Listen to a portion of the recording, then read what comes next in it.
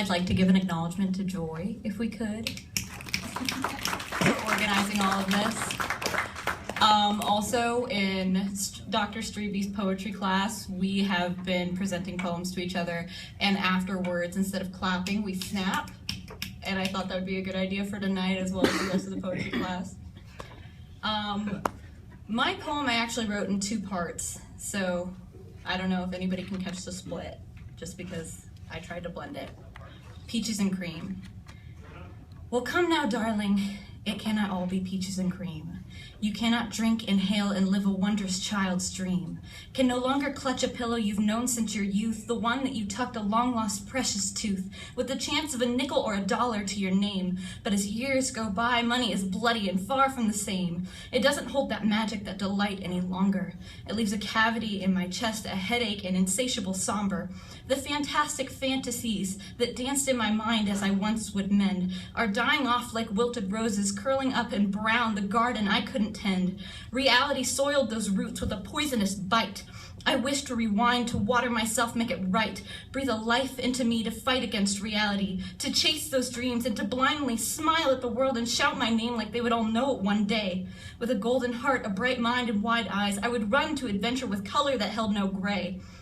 But now I fear that the naive youth is to blame, an age to call forth for how I'm not the same.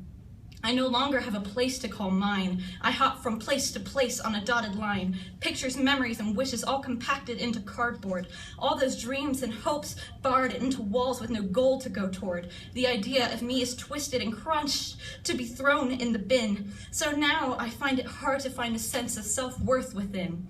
She's lost the light in her soul that burned so bright it drew moths to turn to light bugs. She would be the first to hand out a letter of care, a bright and shining cheer, a shoulder, a hug.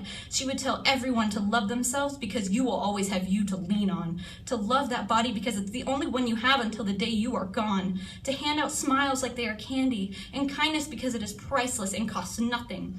But inside this new reflection is a girl who is wilting and stained. She knows the price of what she lost and knows the worthless cost of what she gained. I touched my hand today and it felt like someone else. Is life always going to be a constant obstacle to find myself? The girl in that reflection isn't who I am supposed to be. I am not me. She wishes for ribs that traps her body like fingers and are visible to touch. She aches for the way that patience and kindness traveled together with no rush. The way her body burned when she would pay its price for being fit. The way she would appreciate life and self with a book and a candle she lit. The way her idle time with nature became her prayer and sanctuary. Has age become my own personal adversary? Am I racing against the impossible reality?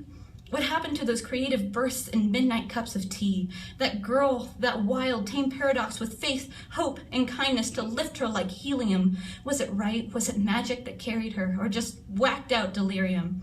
Why can't I keep my sense of wonder at the world and gain wisdom as well as my dreams? I'm devastated to announce, my darling, it may not all be peaches and cream. But what if life is sprinkled with strawberries and cake? Is that my unmistakable poison, my personal mistake, to assume that happiness and tranquility can only taste a certain kind of sweet? Why did I lead myself to believe that the taste of peaches and cream could not be beat? As we continue to age, our cravings begin to evolve and change. So why did I get lost in my twist, allowing myself to be estranged? It was young and naive to assume that at 17 I gave nirvana and peace. There are decades of doors to unlock and I haven't even glanced or touched the keys. The world is still an enigma to me and I am only just a beginning. I may have found a candy-coated innocence that eventually led to grinning. Does not mean that taste that satisfied my cravings will always last a lifetime. I grit teeth and bruised knuckles against these changes, but I forget these changes are mine. The bursts of foods I used to taste and delight have been neglected in a diet, but I no longer want to waltz to the right, to step back and be quiet. I want to be known, I want to be heard. I want to be bold and acknowledged. Just because I've changed, just because I've gained, does not mean I lost me in college. I will sample tea and cookies. I will open my mind to new flavors. I will not abandon my wondrous dreams. I will not desecrate my endeavors. I will march forward and learn to love this new reflection, this new being, and learn to love the pieces unfamiliar. Just because they're not used to what I'm seeing does not mean they are wrong. The things I loved about me are not all gone, but these are no longer what I should beg or crave. I've been eating away at time, digging claws into past pieces of me I couldn't save. I will reach for new ideas and savor the flavor on my tongue. I will enjoy the sweetness of the air I hold into my lungs. I felt as if I was fighting against the tide of the universe that was against me. The idea of equilibrium has and always be a distant memory because I am an extremist, and that is what I will be. I am more than these numbers that I attempt to use and measure to cut myself for dissection. I need to stop putting myself under the glass, scrutinizing myself for inspection. So young itself to think that I achieved and reached my peak at 17, when there is so much my ears have not heard, my heart has not felt, my eyes have not seen. The world is open, full of zest, spices, seasonings, and possibilities. Who even knows what kind of life sits in my blood and bones, my capabilities? There is no written fate or destiny that we can see that will show me what I will someday be. So the only way, the only one that has been boxing and locking myself is the one and only me. I was not built for trapping cardboard and cracked cement walls. I am the survivor against the odds who always stands up, spine straight as she falls.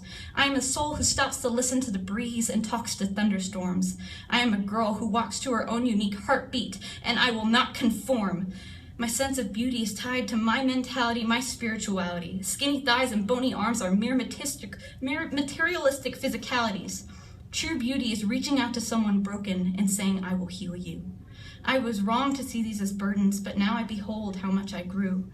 But even though my body ages, looks fade, and my mind may bloom or wilt, my soul and eyes will always hold an illumination, and my innocence will not be overrun by guilt, because I will hold my hopeful heart on my sleeve with pride. It will be my guardian, my compass, my guide. Misery and trauma may change me, and joy and glee may taste differently. But instead of bearing fists and teeth against new amends to my world viciously, why limit myself to one kind of slice of contentment and wish to dream the same dream? I will crave strawberries and cake, cookies and tea, and not just the same old peaches and cream.